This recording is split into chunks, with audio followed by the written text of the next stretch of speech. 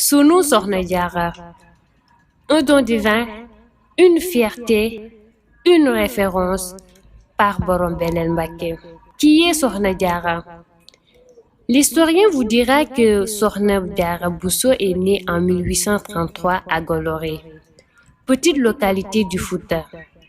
Elle est la fille de Mohamed Bousso et de Mam Astawalo. Elle était l'épouse de Mame Anta Sali. Sa piété et sa sainteté lui ont valu le nom de Diarratullah, la voisine de Dieu. Et pour boucler, il vous dira que c'est la mère de Serigne Touba.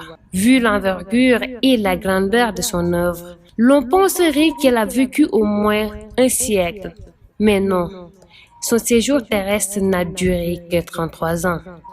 Aujourd'hui, un siècle et demi après sa disparition, sa vie et son œuvre transcendent les limites temporelles et spatiales et inspirent successivement les générations. Sa légende résiste à l'usure du temps et restera à jamais gravée en lettres d'or dans les annales de l'histoire.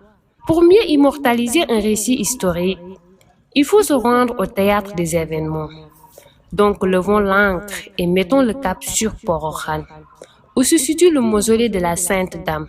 Porokhane, l'endroit qui a vu Soxna Diarra écrire ses pages de gloire et de noblesse, qui lui ont fait entrer dans l'histoire. Porokhane, une localité qui fut jadis témoin de sa conduite exemplaire et de ses qualités exceptionnelles.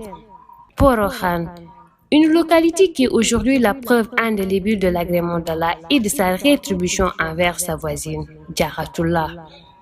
Porokhane, un lieu de bénédiction et de recueillement. Porokhane, terreau fertile et source intarissable et aspirant d'Allah. Qui est Soxna Diarra? Le religieux vous dira que c'est l'incarnation sublime de la piété et de la droiture.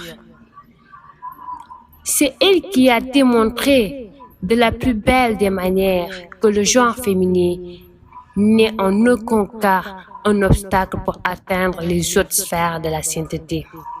C'est elle qui a fait comprendre aux femmes qu'à travers la soumission à Allah et l'obéissance à leur mari, elles peuvent non seulement égaler les hommes, mais les surpasser. Qui est Soxna Diarra? Le sociologue vous dira quelle est la fierté de toute une société. C'est elle qui a prouvé que la supériorité ou l'infériorité ne dépend nullement du genre, mais de la perfection de l'œuvre accomplie et de l'exemplarité de la conduite. C'est elle qui nous a fait savoir que la femme n'est ni un être de second rang, ni un objet de distraction au gré des hommes, mais elle doit être digne, honorable, respectable et respectueuse. C'est elle qui nous a illustré de façon impeccable l'importance et le rôle de la femme dans l'organisation sociale. Qui est Soxna Diarra? La mère de famille vous dira que c'est sa référence dans la piété, son modèle dans l'obéissance de son époux, son idole dans l'abnégation et la persévérance. Et vous dira aussi qu'en s'inspirant de la vie de Soxna Diarra et de ses qualités, elle arrive à supporter et à gérer les difficultés de la vie conjugale.